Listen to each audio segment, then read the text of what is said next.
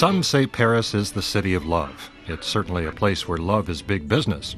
Shauna worked for 8 years as a call girl. She's a former saleswoman, and she discovered the profession by chance. I was working in a boutique. One day a man came in. He became my lover. Because I speak several languages, he paid for me to take expensive trips to London and Geneva. At an event one evening, I met other girls working as escorts. They told me how to find more clients. So I gave up my day job.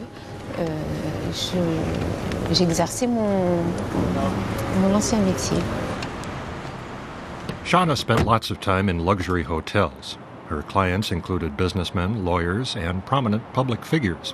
She won't say more. Men frequently booked prostitutes like her, but with the utmost discretion. I had to know what was on at the theaters and be able to talk about politics. You need good general knowledge.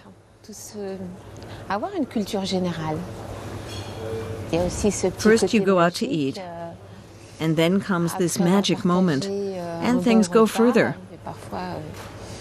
Back then, I really enjoyed these encounters. Shauna says the fun stopped when the Sarkozy government prohibited all types of advertising for prostitution.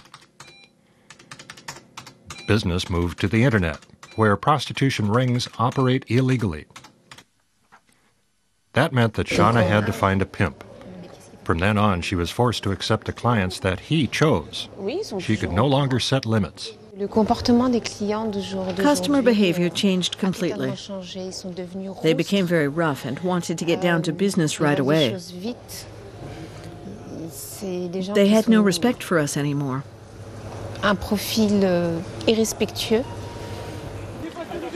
The violence of the French sex trade was made public by the scandal surrounding the former head of the International Monetary Fund, Dominique Strauss-Kahn.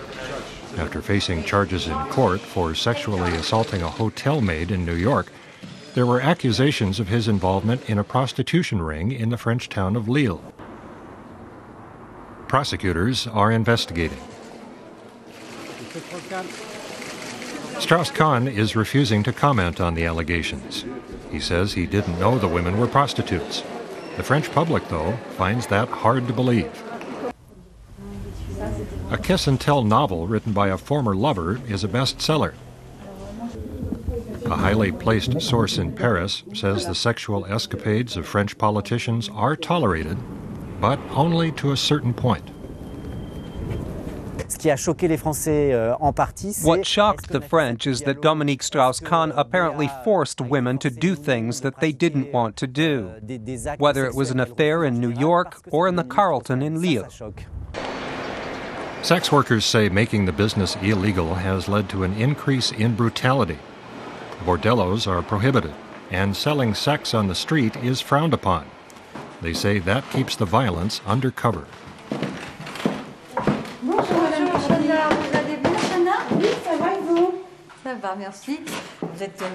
Shauna sought help only after her pimp beat her so badly that she had to be hospitalized.